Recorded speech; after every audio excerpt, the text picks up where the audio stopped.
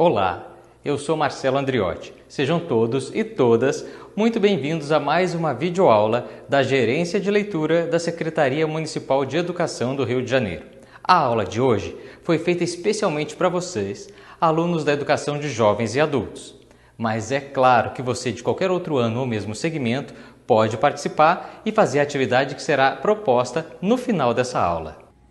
E eu sou a Rosiane Nascimento, somos da Gerência de Leitura e vamos assistir a um trecho de um diálogo de Arthur de Azevedo, um dos fundadores da Academia Brasileira de Letras, com a cadeira 29, que tinha como patrono um dos maiores teatrólogos brasileiros chamado Martins Pena.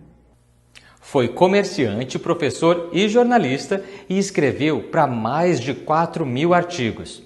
Uma das maiores marcas foi a defesa pelo fim da escravidão e tinha publicações críticas e engraçadas ao governo. Vamos assistir agora ao primeiro trecho da história A Polêmica.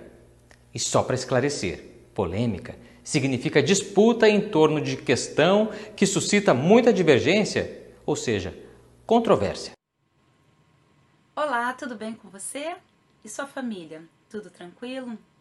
Então, me chamo Tereza Vitória, sou professora da Escola Municipal Ursina da Fonseca, que fica localizada na zona norte da cidade do Rio de Janeiro, mais precisamente no bairro da Tijuca, uma escola da segunda CRE. E eu fui convidada a contar para você um trechinho de uma história de Arthur de Azevedo. Mas, como eu sempre gosto de fazer com os meus alunos, antes de começar a ler o texto para você, eu queria só falar rapidamente quem foi Arthur de Azevedo. Arthur de Azevedo, que ao lado do irmão Aloísio de Azevedo, foi um dos fundadores da Academia Brasileira de Letras, algo muito importante no nosso país. E ganhou a cadeira número 29, que tinha como patrono um dos grandes teatrólogos brasileiros, chamado de Martins Pena. Não por um acaso, isso aconteceu. Bem, filho de Davi Gonçalves de Azevedo, vice-cônsul de Portugal em São Luís do Maranhão, e de Emília Amália Pinto de Magalhães, que antes de se casar com seu pai, havia sido casada com uma outra pessoa, por imposição de sua família, e que se separou dessa pessoa, durante um bom tempo viveu um casamento sem autorização, e com a morte do seu primeiro esposo, ela pôde se casar com o pai do Arthur de Azevedo. Muito cedo, Arthur de Azevedo começou a trabalhar no comércio.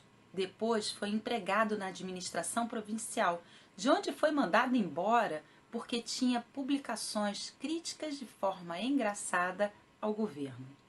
Dedicou-se ao magistério, formou-se em língua portuguesa, mas foi no jornalismo que encontrou espaço para se projetar como um dos maiores escritores e teatrólogos do Brasil. Escreveu para mais de 4.000 artigos sobre eventos artísticos, principalmente sobre teatro. Mas uma das principais marcas desse escritor e teatrólogo foi a sua luta pela defesa do fim da escravidão. Então vamos lá? Vamos conhecer um pouquinho da obra de Arthur de Azevedo. A Polêmica. Romualdo tinha perdido, havia mais ou menos de 2 a 3 meses, o seu lugar como redator de uma folha diária. Estava sem ganhar um vintém, vivendo sabe Deus com que dificuldade. A mal dizer o instante que, levado por uma quimera da juventude, se lembrara de abraçar uma carreira tão incerta e precária como a do jornalismo. Felizmente era solteiro, e o dono da pensão, onde ele morava, fornecia-lhe casa e comida a crédito, em atenção aos belos tempos em que ele tivera o mais pontual dos seus locatários. Cansado de oferecer em pura perda os seus serviços literários, a quanto o jornal havia então no Rio de Janeiro, o Romualdo lembrou-se um dia de procurar ocupação no comércio, abandonando para sempre as suas velidades de escritor público, os seus desejos de consideração e renome. Para isso, foi ter com um negociante rico, por nome de Caldas, que tinha sido seu codiscípulo no Colégio Vitório, a quem jamais ocupara, embora ele o tratasse com muita amizade e o tutelasse quantas raras vezes se encontravam na rua. O negociante ouviu e disse-lhe: tratarei mais tarde de arranjar um emprego que te sirva. Por enquanto, preciso de tua pena. Sim, da tua pena, da sua caneta. Apareceste-me a pintar. Fostes a sopa que me caiu no mel. Quando entrastes por aquela porta, estava eu aqui a matutar, sem saber a quem se dirigisse para prestar-me o serviço que vou te pedir. Confesso que não tinha me lembrado de ti. Me perdoe. Estou às tuas ordens. Preciso publicar amanhã impreterivelmente no Jornal do Comércio um artigo contra o Saraiva. Que Saraiva? O da rua direita. O João Fernandes Saraiva? Esse mesmo. E que queres tu que seja eu quem escreva esse artigo? Sim, ganharás uns cobres, que não te farão mal algum. A essas palavras, cobres, o Romualdo teve uma estremeção de alegria, mas caiu em si. Venha lá, Caldas, desculpas. Bem sabes que o Saraiva é, como tu, meu amigo. Como tu, foi meu companheiro de colégio. Quando conheceres a questão, vai ver ser o assunto desse artigo, não te recusarás a escrevê-lo, porque não admito que seja mais amigo dele do que de mim. Demais, nota uma coisa, não quero insultá-lo, não quero dizer nada que o fira na sua honra. Quero tratá-lo com uma luva de pelica. Sou o primeiro a lastimar que uma questão de dinheiro destruísse a nossa velha amizade. Escreves o artigo?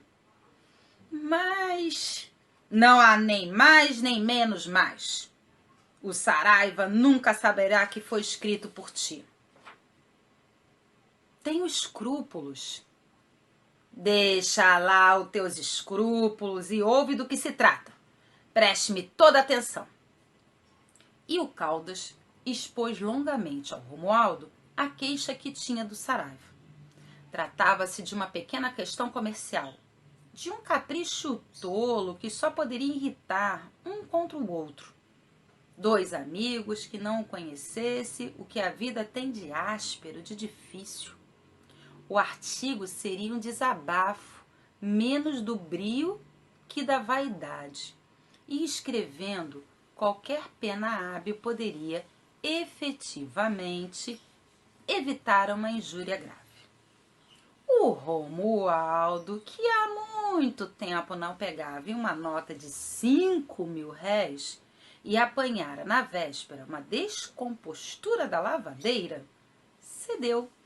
Afinal, as tentadoras insistências do amigo e no próprio escritório deste, redigiu o artigo, que satisfez plenamente. Muito bem! Exclamou Caldas, depois de umas 3 leituras consecutivas.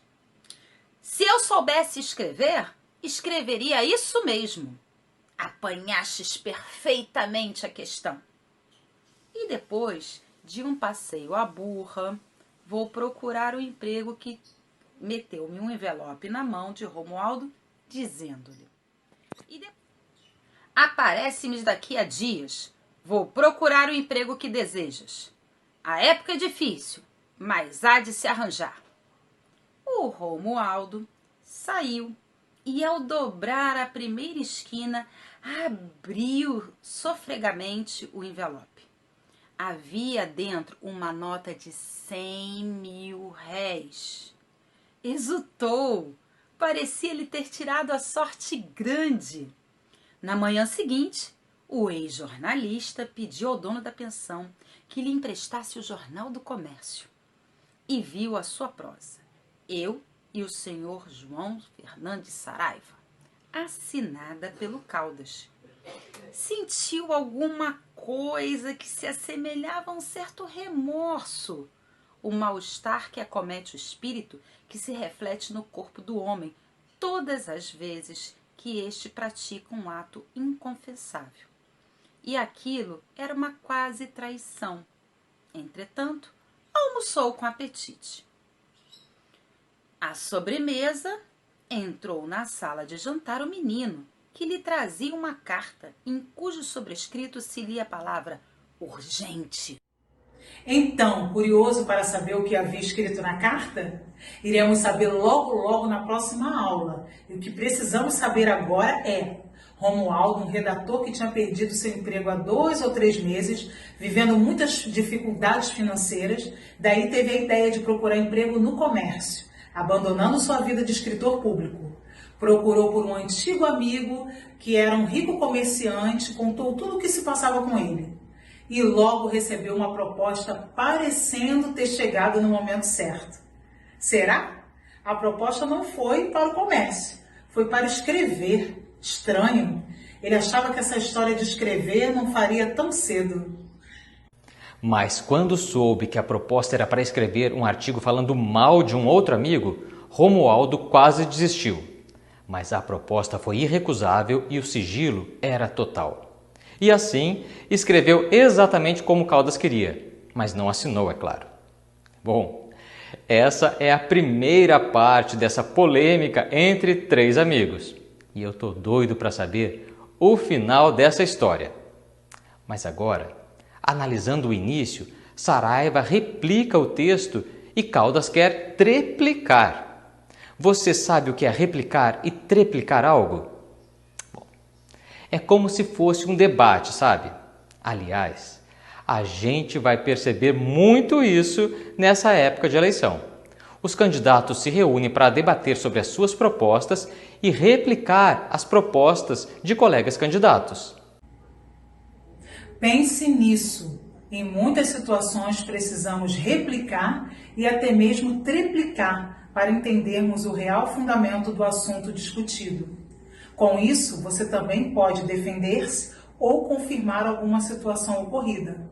Usar as palavras cordialmente para argumentar é sempre a melhor maneira de resolver os conflitos. Até porque as palavras possuem um poder inigualável, conseguem atingir de forma construtiva ou destrutiva. Atenção para o que falem. Eu vou te desafiar hoje, incentivando você a escrever uma carta, fazer uma ligação, mandar uma mensagem ou mesmo um áudio para a pessoa que você precisa resolver alguma situação e ainda não conseguiu conversar. Procure argumentar de forma construtiva, não esquecendo o direito de réplica que todos nós temos. Se você tiver a oportunidade de apaziguar uma situação difícil entre pessoas próximas, não pense 2 vezes, faça isso. Romualdo está entre 2 amigos em conflito. O que você faria no lugar dele? Pense nisso, porque não acabou não. Temos a parte 2 na próxima aula, para desvendar essa história. Um abraço e até mais. Tchau, tchau. Tchau, tchau e até a próxima aula.